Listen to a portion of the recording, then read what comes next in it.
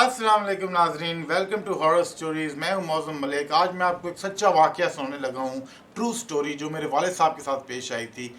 Year 1978 में मेरे वालिद साहब और मेरा एक भाई मुबशर भाई, उनको नॉर्दर्न एरिया जाने का बड़ा शौक़ होता था। ठीक है, जब भी छुट्टियाँ आती थी समर की, कोई भी छुट्टियाँ आती थी तो वो मोटरसाइकिल पकड़ कर सीधा पहाड़ी इलाकों में, कभी हुंजा वैली, कभी गिलगित, कभी क्या नाम लेते हैं K2 के पास। ठीक है, तो 1978 में उन्होंने ट्रिप रखा गिलगित का।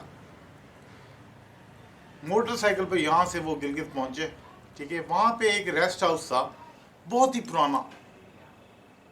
उनके किसी जानने वाले ने कहा कि वहाँ आप ठहर जाइएगा। वहाँ पे जो गार्ड था, चौकीदार था, उनसे उन्होंने बात की। उन्होंने कहा ठीक है साहब, आप कमरे में चले जाएं, वो ऊपर कमरा है तो आप चले जाएं। जैसे ही वो एंटर हुए तो बूटे जो है ना, दरख्त बूटे, वो अंदर से निकले हुए, कमरों के अंदर से। नाज़रीन, कमरों के अंदर से बूटे निकले हुए, और लाइट नहीं थी वहाँ पे, लाइट नहीं थी, अंधेरा घुप। उन्होंने लालटेन दी उस चौकीदार ने, तो वो लालटेन लेके उन्होंने रखी, और वो इतने थके हुए थे नाजरीन कि वो ना जाते साथ ही सो गए। रात की जब 2 बजे ना, तो मेरे अब्बू क्या देखते कि वो छत के साथ चिपके हुए और नीचे उनकी बॉडी पड़ी हुई, यानी कि उनकी रूह निकल गई। और उन्होंने साफ देखा तो कोई रूह टाइप, फरिश्ता टाइप, रूह थी या फरिश्ता अल्लाह बेहतर जानता है। उन्होंने हाथ पकड़ा हुआ मेरे वालिद साहब का, और मेरे वालिद साहब कह रहे हैं मुबशर मुबशर। मुबशर भाई सोए हुए, वो उठ ही नहीं रहे। थकावट हो गई जाती है ना नाज़रीन, लाहौर से गिलगित।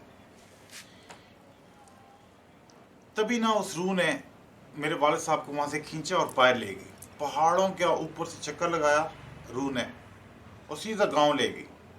गाँव में मेरे वालिद साहब की फुफो थी, फूफी कमाला उनको कहते थे। तो उनका जनाजा निकला हुआ। ठीक है, वो फौत हो गई, लोग रो रहे। ठीक है, और वो बहुत सारे लोग इकट्ठे हुए, तो मेरे अब्बू बड़े घबरा गए।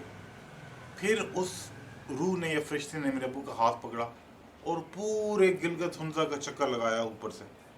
ठीक है, चक्कर लगा के वापस रूम में आ गए। मेरे अब्बू की आंख खुल गई, उन्होंने देखा वो पसीने पसीने हुए। उन्होंने कहा मुबशर मुबशर उठो, लेकिन मुबशर भाई इतने थके हुए थे, उनको कुछ होश नहीं था, वो सोए हुए। तो मेरे अब्बू सारी रात जागते रहे, सोचते रहे ये क्या हुआ उनके साथ। सुबह हुई नाजरीन, तो वो बाहर निकले। ठीक है, जाने के लिए रेडी हुए। तो जो चौकीदार था ना, चौकीदार वहाँ पे, तो उसने कहा साहब जी ये क्या आपके कंधे पे इतना बड़ा बाल, ये तो किसी औरत का बाल है। अब्बू ने कहा हाँ ये तो औरत का बाल है, ये वही होगी जो रात को आई थी। अब्बू जी घबरा गए। अब्बू जी ने कहा रात को कौन आया था?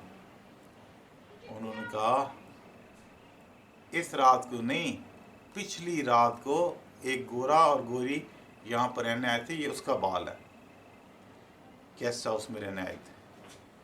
खैर, मेरे अब्बू ने मोटरसाइकिल स्टार्ट किया, मुझे भाई पीछे बैठे, और वो निकल पड़े वहाँ से, और सीधा वहाँ से ना लाहौर पहुँच गए। जैसे ही लाहौर पहुँचे नाजरीन, मेरी अम्मी ने कहा मेरे वालिद साहब को, जो तुम्हारी फूफो थी ना, फूफी कमाला, वो फौत हो गई हैं। ओए नाजरीन, ये तो उनको रात को जब उनकी रूह निकली थी तब उन्होंने देखा था कि फूफी कमाला का जनाजा निकल रहा है, और मेरी वालदा ने ये बात उनको बताई कि वो फौत हो चुकी है। उनको तो पता भी नहीं था कि वो फौत हो चुकी हैं।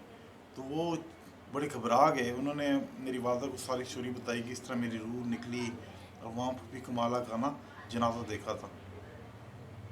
नाजरीन, ये स्टोरी अगर आपको पसंद आई हो तो please like share and subscribe to our channel, and don't forget to hit the bell icon. मिलते हैं नेक्स्ट एपिसोड में एक बहुत ही खौफनाक और हॉरर स्टोरी के साथ।